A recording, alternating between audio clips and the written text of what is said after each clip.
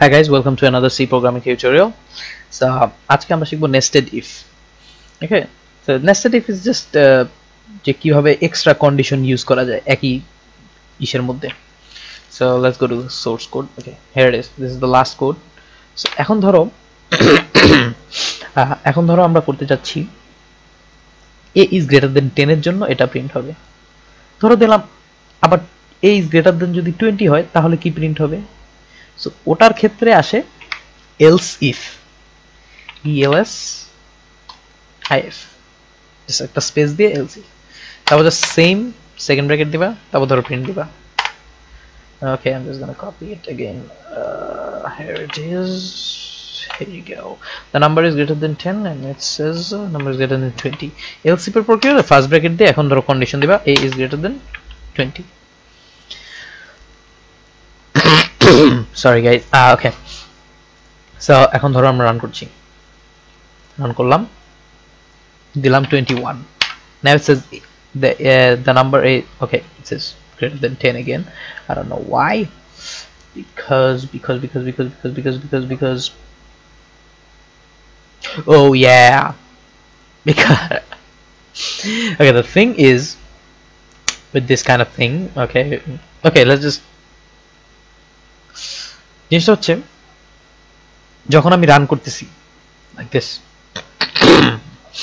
যখনই রান করলাম কোডটা কি হলো রান করা শুরু করলো আমি দিলাম 21 সো আমি অ্যাসিউম করেছি যে প্রিন্ট হবে a is greater than 21 একটা কিন্তু কোড আমি যে বলেছিলাম না code serial by line run হয় তো এখানে সিরিয়াল বাই লাইন রান হচ্ছে কি হলো স্ক্যান করলাম দিলাম 21 তখন দেখলো কি a is greater than 10 তখনই কি হলো ধরলো কি 21 is greater than 10 তার মানে condition true right condition true so that's why the number is greater than 10 print হয়ে গেছে এবং তারপর এগুলো সব বাদ দিয়ে দিয়েছে সো if else if এগুলো সবকিছু বাদ দেয় যখনই একটা কন্ডিশন ট্রু পায় তখন বাকি সবগুলো বাদ হয়ে যায় তো ওগুলো আর চেক করে না একবার লাস্টে চলে যায় ওকে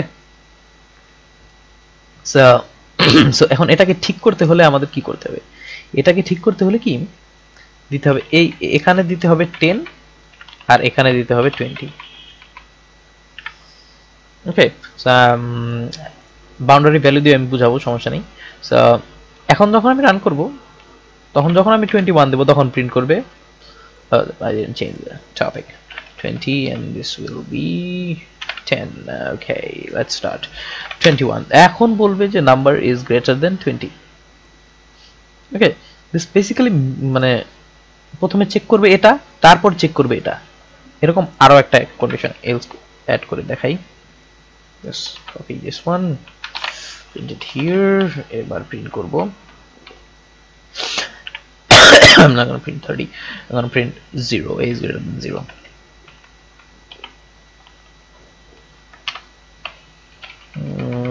it's going to say greater than 0 okay so ধরো রান করলাম এখন দিলাম ধরো 5 it's gonna say the number is greater than 0 okay জিনিসটা হচ্ছে বুঝতে পারছো যে প্রথমে এটা চেক করে তারপর এটা চেক করে তারপর এটা সিরিয়াল বাই চেক করে সো প্রথমে যদি আমি a is greater than 10 দিয়ে দিই তো তখন 20 টা কাজ করবে না কারণ যখনই দেখবে যে 23 দেই তখন কারণ 10 এর থেকে তো 23 বড় কিছু হবে না কিন্তু যখনই আগে চেক করবে এটা তখন দেখবে 23 ওকে 23 বড় তার মানে এটা প্রিন্ট হবে কিন্তু যখন আমি এই জায়গায় 18 দেব তখন দেখবে 18 ছোট তখন প্রিন্ট করবে 10 এটা কারণ 10 এর থেকে 18 বড় এটা এই কন্ডিশন ফলস তার মানে পরেরটাতে চলে যাবে আবার যখন দেব 5 বা 6 সো তখন দেখবে তখন ফার্স্টে এটা চেক করবে দেখবে 20 কি 5 কি 20 থেকে বড় নো বাদ পরেরটা চেক করবে 5 কি 10 এর থেকে বড় নো বাদ তারপর এখানে আসবে 5 কি 0 এর থেকে বড় হ্যাঁ ট্রু তাহলে বাদ আর এখন ধরো যদি সবগুলো ফলস হয় দিলাম -15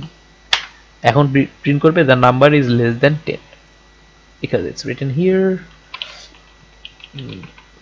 okay দেখেন this is so এখন প্রিন্ট করবে -2 দিলাম the number is less than 0 তখন কি করবে প্রথমে চেক করলো এটা দেখলো ফলস প্রথমে তারপর চেক করলো এটা ফলস তারপর চেক করলো এটা ফলস যখনই দেখবে সবগুলা ফলস তখন একদম লাস্টে গিয়ে যে এলস এ যেটা আছে সেটা প্রিন্ট করবে ওকে সো সেকেন্ড ব্র্যাকেট দিয়ে কোড লিখতে হয় ওকে, প্রত্যেকটা ইসের পর এভাবে এভাবে নেস্টেড, এগুলোকে নেস্টেড বলে, যে একই ভাবে কন্ডিশন দিয়ে দিয়ে দিয়ে দিয়ে বাড়িয়ে নিলাম কন্ডিশন।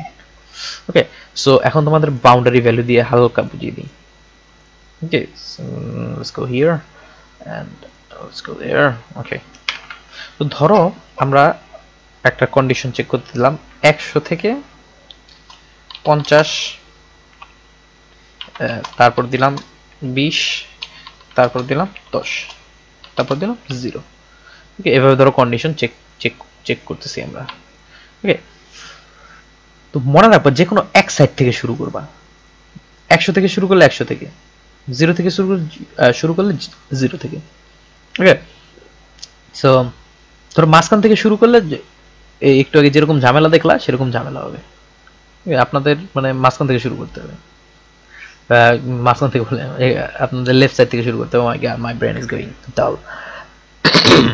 ওকে, সো এখন বুঝতে পারলাম যে ধরো 100 থেকে যদি শুরু করি আমরা, তাহলে এখানে দিতে হবে 100 গ্রেটার দেন 100, যে কোনো এক সাইড থেকে শুরু করতে হবে অলওয়েজ। তারপর ধরো দিলাম 50, তারপর দিলাম 20 আর বাকিটা 0। ওকে, অলওয়েজ লাস্ট কন্ডিশন এলসে দিয়ে দিলেই হয়ে যায়। So if it clicks, দিলাম 54. If it goes 54, is the number is greater than 10 because it says greater than 50 and this is 100. Okay, so this is called boundary value allocation in some way. So প্রথমে যেটা condition set করার আগে প্রথমে boundary নিয়ে নেবা, যে এটা এটা এটা এটা, তারপর সিরিয়াল বাই যে কোনো এক সাইড থেকে করে দিবা, অর্থাৎ এখান থেকে করতে হবে অথবা এখান থেকে করতে হবে। Okay, if you guys are still confused, next ভিডিওতে আমরা অ্যান্ড অর এর মধ্যে ওটাতে পুরো ক্লিয়ার হয়ে যাবে। So just play with it little. Okay, okay, thank you guys for watching and see you guys in the next video. শেষ করার আগে আপনাদের বলে দিচ্ছি যে বুক বিডি সিরিজ থেকে আমাদের অনেক বই পাবলিশড আছে এবং অনেক বই পাবলিশড হবে ভবিষ্যতে, এবং we deliver all kinds of books like freelancing, like the basic programming, Java programming book is really famous of us. So এগুলো সব বাংলায় লেখা আছে সুন্দর করে, just easy way to make you understand. So এগুলো যদি আপনাদের সংগ্রহ করার ইচ্ছা থাকে তো আপনারা সংগ্রহ করতে পারেন। And thanks for watching.